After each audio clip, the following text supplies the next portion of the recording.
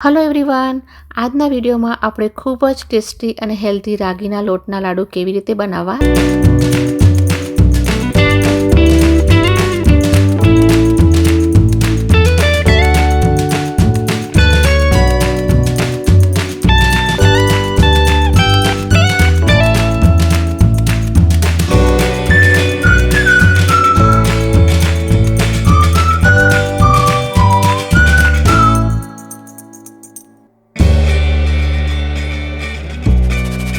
શરૂ કરીએ। રાગીના લાડુ બનાવવા માટે ગેસ પર એક કઢાઈ મૂકશું અને એની અંદર 3 ટેબલસ્પૂન ઘી ઉમેરીએ। ઘી મેલ્ટ થઈ જાય પછી એમાં 1 કપ બોમ્બે રવો ઉમેરો। એને ઉપમાનો રવો અથવા સૂજી પણ કહેવામાં આવે છે।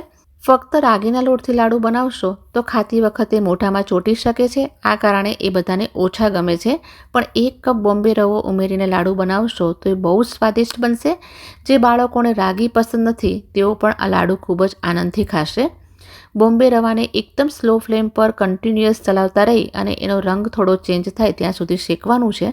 રવો બિલકુલ બળવો ન જોઈએ, એટલે એની પાસે ઊભા રહી અને કન્ટિન્યુઅસ ચલાવતા રહી સ્લો ફ્લેમ પર શેકશું। તો જો રવો એકદમ છૂટો થઈ ગયો છે, થોડો રંગ પણ બદલાઈ ગયો છે અને એ સરસ રીતે શેકાઈ ગયો છે, તો આ સ્ટેજ પર જે કપથી આપણે રવો માપ્યો હતો એ જ કપથી 2 કપ રાગીનો લોટ ઉમેરો। તમે બજારમાંથી લાવેલો રાગીનો લોટ લઈ શકો છો અથવા ઘરે તૈયાર કરેલો રાગીનો લોટ પણ વાપરી શકો છો। રાગીનો લોટ ઉમેર્યા પછી ગેસની ફ્લેમ એકદમ ધીમી રાખવી ખૂબ જ જરૂરી છે। હવે એને સારી રીતે શેકી લઈએ। તમે રાગીના લોટને જેટલો સારી રીતે શેકશો લાડુનો સ્વાદ એટલો સારો આવશે।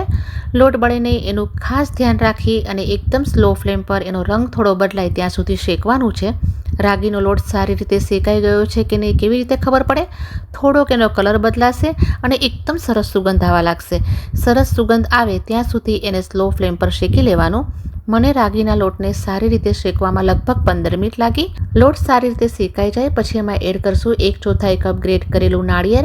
મેં અહીંયા જે કાચલી આવે છે નાળિયેરની એના પીસ કરી અને મિક્સરમાં ક્રશ કરીને લીધા છે। તમે એની જગ્યાએ ડેસિકેટેડ કોકોનટ પણ લઈ શકો છો। નાળિયેર ઉમેર્યા પછી માત્ર એને 1 મિનિટ માટે શેકવાનું છે, તો 1 મિનિટની અંદર જ નાળિયેર પણ બહુ સરસ રીતે શેકાઈ ગયું છે। હવે એની અંદર 1/4 કપ તલ ઉમેરશું। કાચા તલ જ લેવાના છે, શેકેલા તલ નથી લેવાના। તલ ઉમેર્યા પછી પણ એને માત્ર 1 મિનિટ માટે શેકશું। તલ અને નાળિયેર પહેલેથી ઉમેરવાની જરૂર નથી। રાગીનો લોટ પહેલાં સારી રીતે શેકાઈ જાય પછી જેની અંદર તલ અને નાળિયેર ઉમેરવું। તલ અને નાળિયેર એ બંને આપણા હેલ્થ માટે ખૂબ જ ફાયદાકારક છે, એટલે જરૂરથી ઉમેરજો। અને નાળિયેર નાખવાથી એની ફ્લેવર સરસ આવશે અને તલ નાખવાથી નટી ફ્લેવર મળશે। હવે બંને વસ્તુ સરસ રીતે શેકાઈ ગઈ છે તો ગેસની ફ્લેમને બંધ કરી દેશું અને હવે આ મિશ્રણને એક મોટા વેસલની અંદર કાઢી અને ઠંડુ થવા દેશું।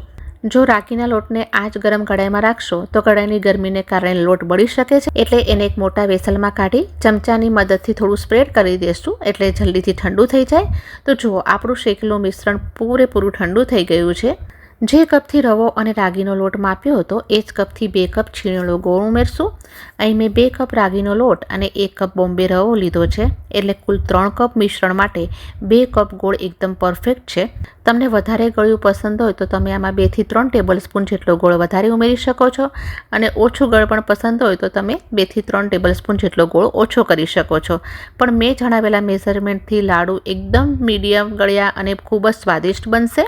ગોળ ઉમેર્યા પછી તેને રાગીના લોટ સાથે સારી રીતે મિક્સ કરી લઈએ। હવે આ મિશ્રણને થોડું થોડું કરી અને મિક્સર જારમાં નાખીએ અને એને ગ્રાઇન્ડ કરી લઈએ।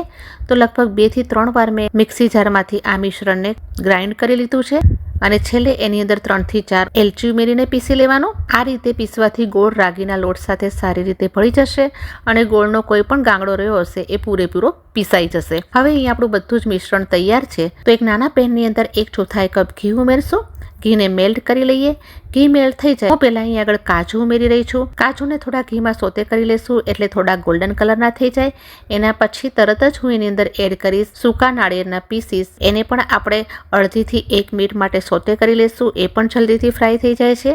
અને ગેસની ફ્લેમને બંધ કરી અને છેલ્લે હું અંદર પમ્પકિન સીડ એડ કરીશ। તમને જે પણ સીડ્સ પસંદ હોય તે તમે આની અંદર એડ કરી શકો છો। હવે ઘી ગરમ હોય ત્યારે જ આપણે લાડુના મિશ્રણમાં એને ઉમેરી દઈશું। પહેલાં આપણે એને ચમચાથી સારી રીતે મિક્સ કરી દઈએ, કારણ કે આપણે ગરમ ઘી ઉમેર્યું છે તરત હાથથી મિક્સ કરવું મુશ્કેલ થઈ શકે છે.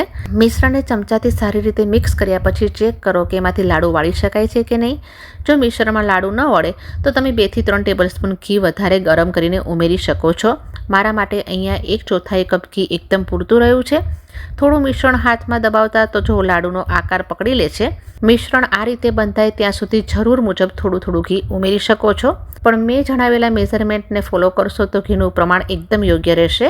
હવે મિશ્રણમાંથી તમારી પસંદગી પ્રમાણે લાડુને વાળી લો, જેટલા નાના કે મોટા જોતા હોય એ. તો જો અહીંયા મેં એક લાડુ તૈયાર કરી લીધો છે. એવી જ રીતે બાકીના બધા લાડુને આપણે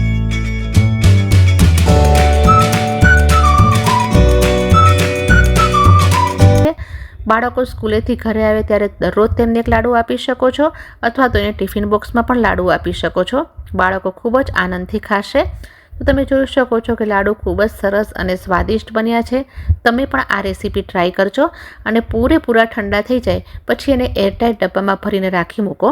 હું તમને એક લાડુ તોડીને પણ દેખાડું છું. તમે જોઈ શકો છો એનું ટેક્સચર એકદમ પરફેક્ટ બન્યા છે અને લાડુ બનતા વાર પણ નથી લાગતી. આવી વધુ ટેસ્ટી રેસીપી જોવા માટે મારી ચેનલને હમણાં જ સબસ્ક્રાઈબ કરો.